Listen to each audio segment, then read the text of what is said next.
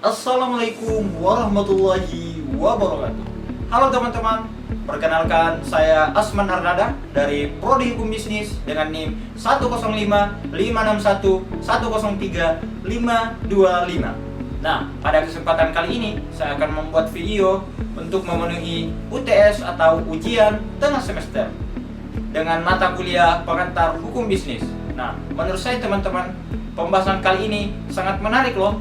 Makanya tonton sampai paham ya. Paham. Nah, untuk pembahasan yang pertama, apa sih organisasi bisnis itu? Nah, kalau kamu mau tahu apa sih organisasi bisnis itu? Organisasi bisnis adalah suatu entitas atau badan usaha yang dibentuk secara hukum untuk menjalankan kegiatan ekonomi komersial guna untuk menghasilkan laba dengan memproduksi barang atau jasa. Kemudian pembahasan yang kedua, apa saja sih jenis-jenis organisasi itu? Nah, yang pertama, perusahaan perseorangan. Nah, perusahaan perseorangan adalah bentuk usaha yang dimiliki dan dikelola oleh satu orang saja. Pemiliknya bertanggung jawab penuh terhadap seluruh kegiatan usaha, termasuk keuntungan maupun kerugian. Meskipun sederhana, bentuk ini memiliki beberapa jenis atau variasi, tergantung bidang dan cara pengelolaannya. Kemudian, dasar hukum perseorangan adalah Undang-Undang Cipta Kerja dan peraturan pelaksanaannya, yaitu Peraturan Pemerintah Nomor 8 Tahun 2021 serta Peraturan Menteri Hukum dan HAM Nomor 21 Tahun 2021. Kemudian, ciri perseorangan yaitu dimiliki satu orang, tanggung jawab pribadi tidak terbatas, mudah didirikan, dan cocok untuk usaha kecil. Kemudian jenis yang kedua adalah jenis organisasi firma. Nah, firma adalah bentuk organisasi bisnis yang didirikan oleh dua orang atau lebih, di mana setiap anggota atau sekutu bertanggung jawab penuh dan secara tanggung renteng terhadap seluruh kewajiban perusahaan. Artinya apa teman-teman? Nah, bila firma memiliki utang, semua sekutu wajib menanggungnya, bahkan dengan harta pribadi. Kemudian dasar hukum firma yaitu Kitab Undang-Undang Hukum Dagang atau KUHD pasal 16 sampai 35. Kemudian ciri-ciri firma. Yang pertama, didirikan oleh dua orang atau lebih. Kemudian yang kedua, setiap anggota memiliki tanggung jawab tidak terbatas. Yang ketiga, keuntungan dan kerugian dibagi sesuai perjanjian. Yang keempat, nama firma biasanya mengandung nama salah satu atau beberapa sekutu. Kemudian yang kelima, jika satu sekutu keluar atau meninggal, firma dapat bubar kecuali disepakati lain.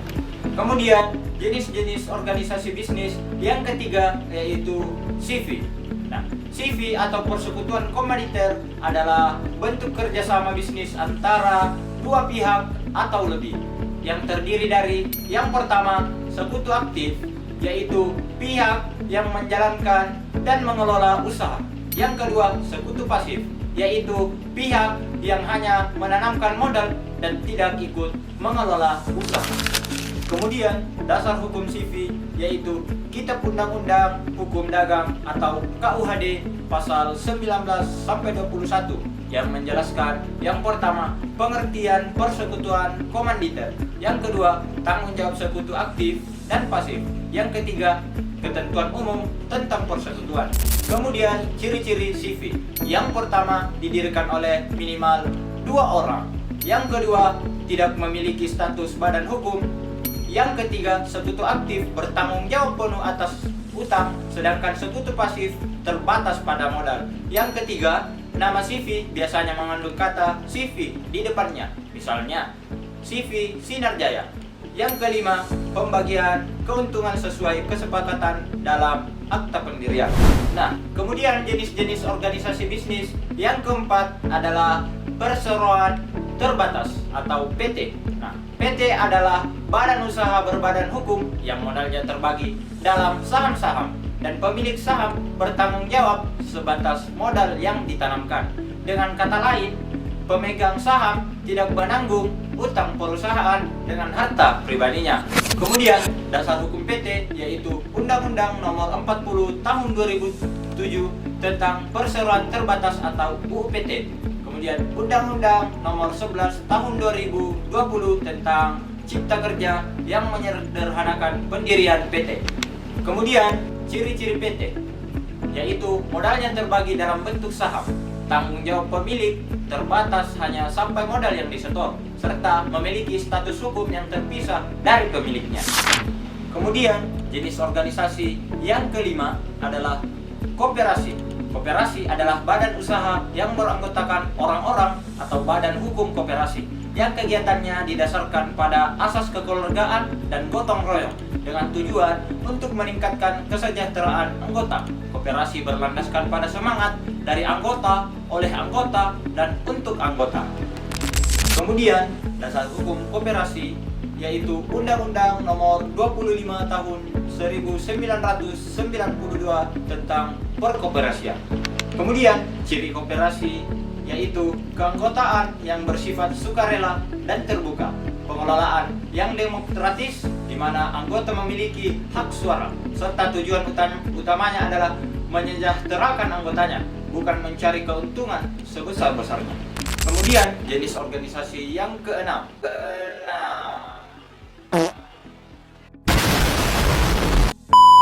Jenis yang keenam yaitu BUMN dan BUMD.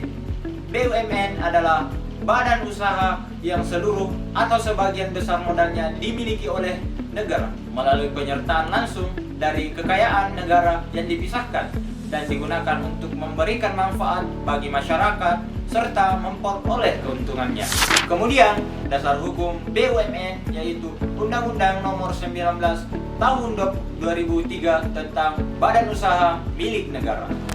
Kemudian ciri BUMN yaitu dimiliki dan dikendalikan oleh pemerintah pusat, beroperasi di skala nasional serta bertujuan melayani kepentingan umum dan menyumbang pendapatan negara. Kemudian BUMD. BUMD adalah badan usaha yang seluruh atau sebagian modalnya dimiliki oleh pemerintah daerah yaitu provinsi, kabupaten, atau kota yang dibentuk untuk mengelola potensi daerah dan meningkatkan kesejahteraan masyarakat di daerah tersebut. Kemudian dasar hukum BUMD yaitu Undang-Undang Nomor 23 Tahun 2014 tentang pemerintahan daerah, pasal 331 sampai 339. Kemudian ciri BUMD yaitu dimiliki oleh pemerintah daerah, berkooperasi di skala lokal atau regional, serta bertujuan meningkatkan kesejahteraan dan perekonomian di daerahnya. Kemudian pembahasan yang ketiga yaitu contoh nyata dari dunia bisnis di Indonesia. Contoh nyata yang bisa diberikan bentuk usahanya yang pertama perseroan, yaitu PT Telkom Indonesia Tbk, PT Astra International Tbk, PT Indofood Sukses Makmur Tbk, PT Pertamina, dan PT Bank Rakyat Indonesia Tbk. Yang kedua BUMN, yaitu PT PLN yang menyediakan listrik, PT Pertamina yang mengelola energi, minyak dan gas, PT Kereta Api Indonesia yang melayani transportasi darat. Yang ketiga, koperasi, yaitu Kospin Jasa Pekalongan, Koperasi Unit Desa atau KUD Mino Seroyo, dan Koperasi Karyawan Keluarga Besar Petrokomis Gresik K3PK. Yang keempat, firma, yaitu firma hukum seperti firma hukum Lubis, Santosa, dan Maramis, firma akuntansi publik seperti Kantor Akuntan Publik atau KAP, Tanude Reja, Wibisana, Rintis, dan rekan, dan beberapa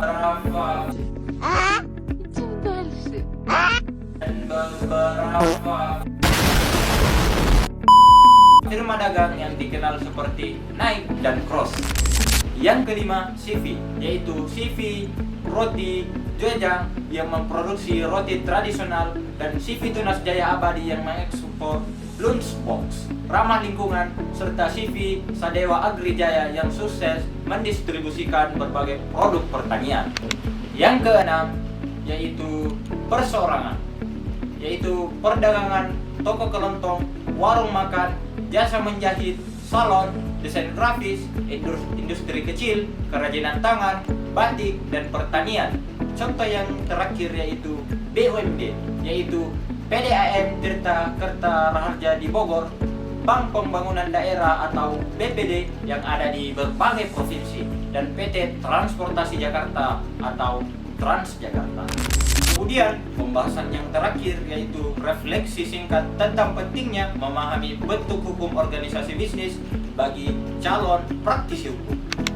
Bagi calon praktisi hukum, harus memahami bentuk hukum organisasi bisnis merupakan hal yang sangat penting bagi calon praktisi hukum. Setiap bentuk organisasi bisnis seperti perseorangan, firma, CV, PT atau koperasi memiliki konsekuensi hukum, tanggung jawab, dan tata kelola yang berbeda. Seorang praktisi hukum harus mampu memberikan nasihat yang tepat mengenai bentuk hukum yang paling sesuai dengan kebutuhan dan tujuan klien. Selain itu, pemahaman ini membantu dalam menganalisa risiko hukum, kewajiban pajak, serta aspek perlindungan hukum bagi pemilik dan pihak ketiga. Dengan memahami struktur hukum bisnis secara mendalam, calon praktisi hukum tidak hanya menjadi penasihat yang kompeten, tetapi juga dapat berperan dalam menciptakan praktik bisnis yang tertib, transparan, dan sesuai dengan ketentuan hukum yang berlaku. Nah, teman-teman, itulah tadi pembahasan tentang organisasi bisnis.